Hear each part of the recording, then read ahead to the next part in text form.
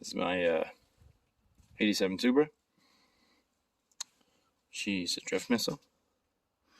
Now she's a project. Had it forever, and just clean the shop all up for the most part. And yeah, we're just about to pull her in, so it's gonna be dope. The paint job looks so good. We just gotta get the outside looking a little better. I'm not going too crazy. I could clear coat it right now and drive it like this. I don't care. I just want to drive it. But we got the antenna shave going on. Nice and smooth. I'm gonna make my own kind of spoiler. I got the wife sticker bomb my roof there.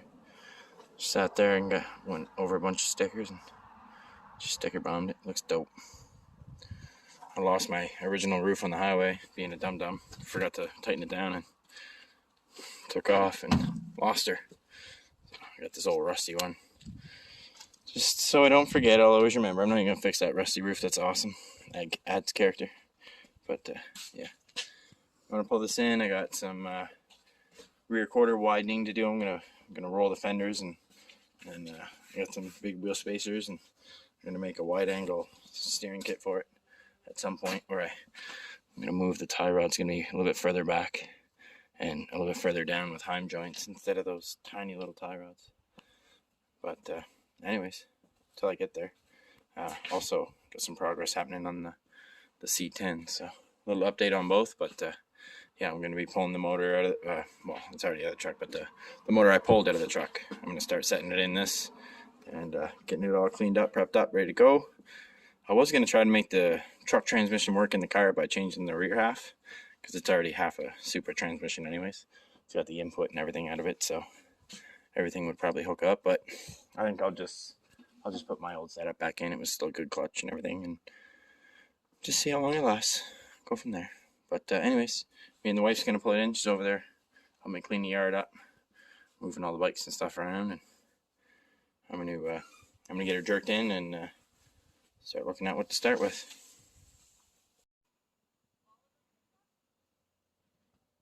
Looking good. Alright, so we're pulling all the parts out of that. We got them all stacked up nice and neatly down under the table under there for now, so nothing got cracked or broken or anything. And digging out the heartbeat of her. Transmission's over on this side, but right now we're digging this out and gonna see what it takes to get her wired up, because yeah, I mean, it was in the truck, so everything's all kind of wired up with this wiring harness to go in anything, right? Just gotta put power to it the right way. So but yeah, anyways, we're just digging it out here. This is a heavy old girl, so I always hate picking it up.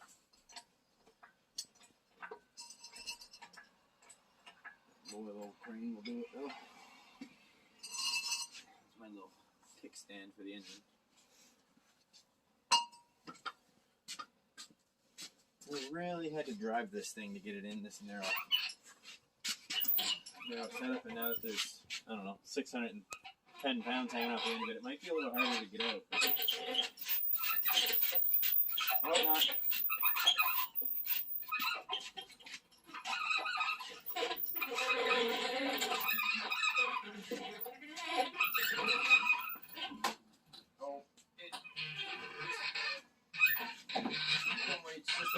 There we go.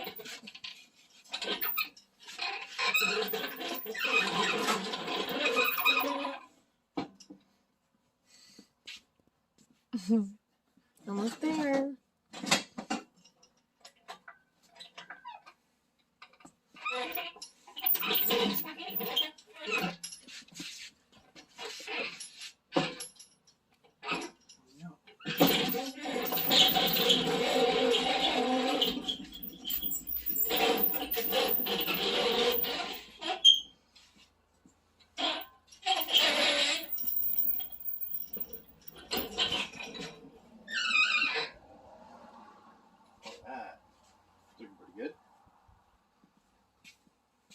I don't know what kind of clutch is on it, but we're putting my clutch and everything on it.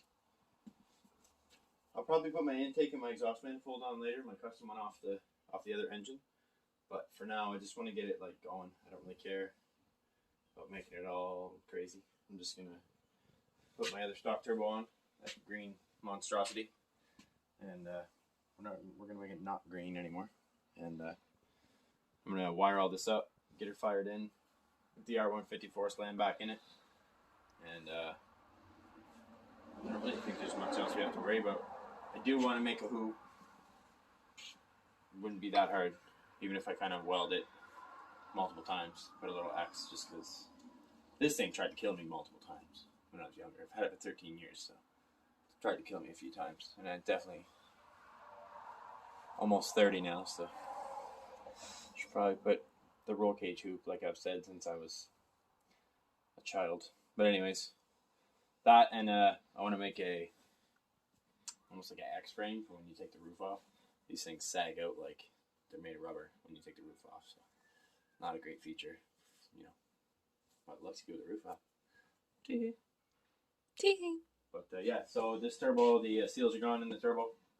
I thrashed it real hard, but if you look down here, turn the light on in the corner. If they can't see, you can turn the light on.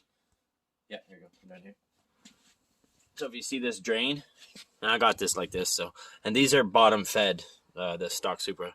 The feed comes up from the bottom, and the drain is on the bottom, it's kind of weird. But anyways, you can see my drain is very bad. My drain comes down and then goes back up, and that's gravity.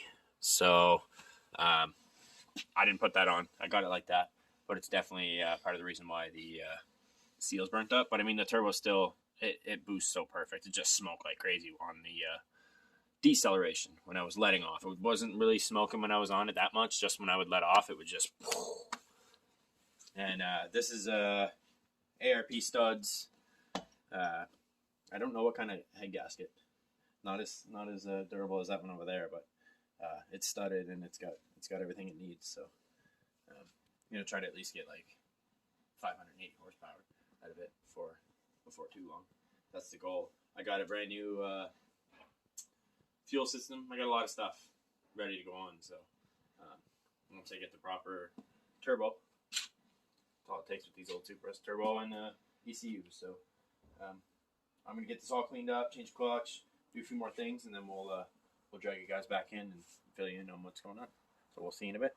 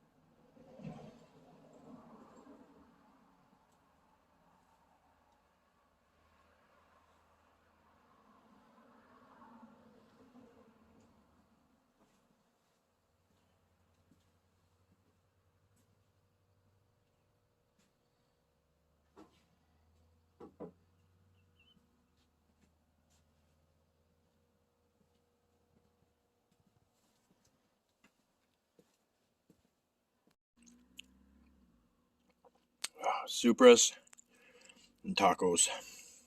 Hell yeah.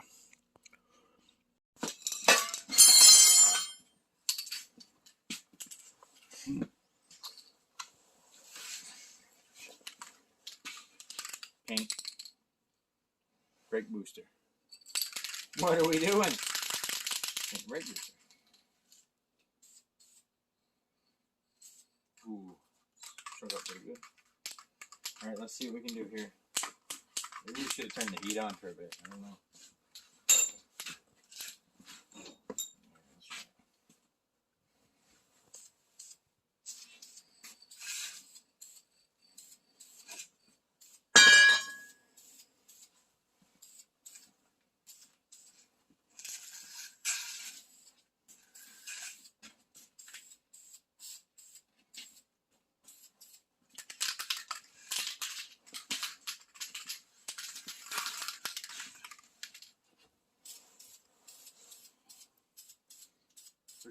We're gonna do where nobody sees ever, because why not waste more time?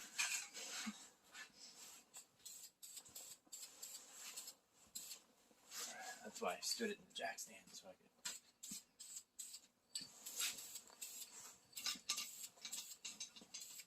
both sides.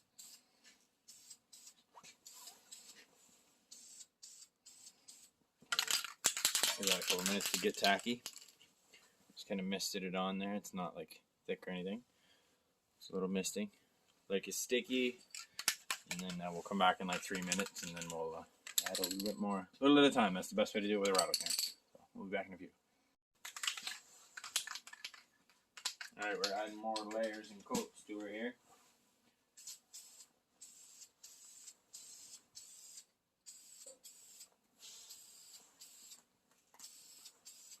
Jack stands are really working it today. Doing my paint stands.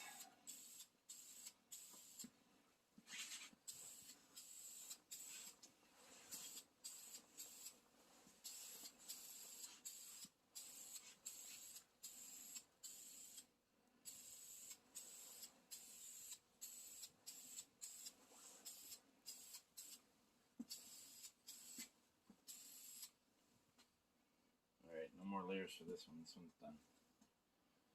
Now, and then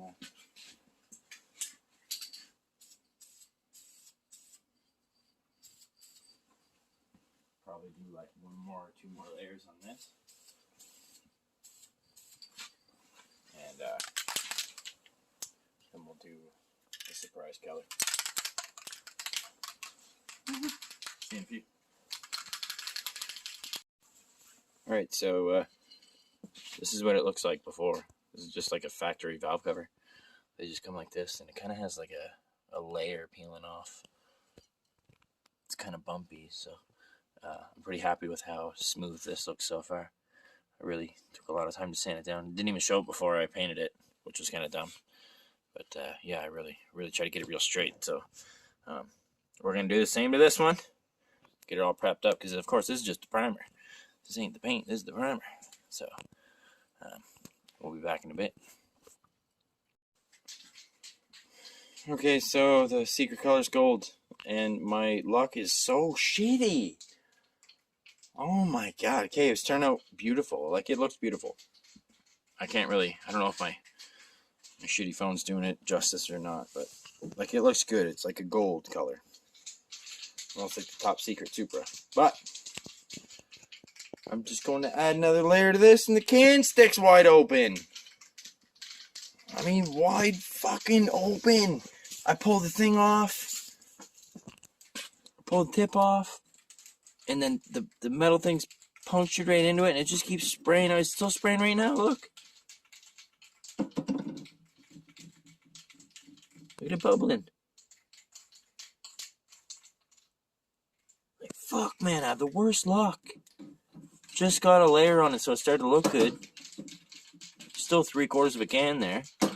Like, damn. Anyways.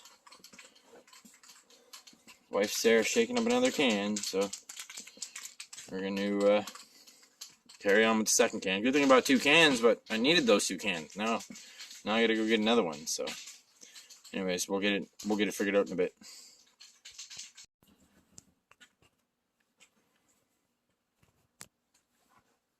Damn, that looks good. Almost looks better if I turn the light off. No, it's still so shiny. Oh, turned out awesome. Whoever prepped it is killer at prepping.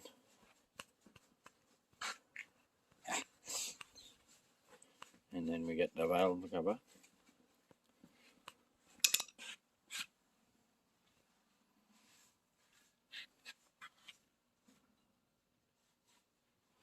So when this is all dry, and I mean dry like a day or whatever, I'm going to come out and I'm going to file the top of these lines off real gently.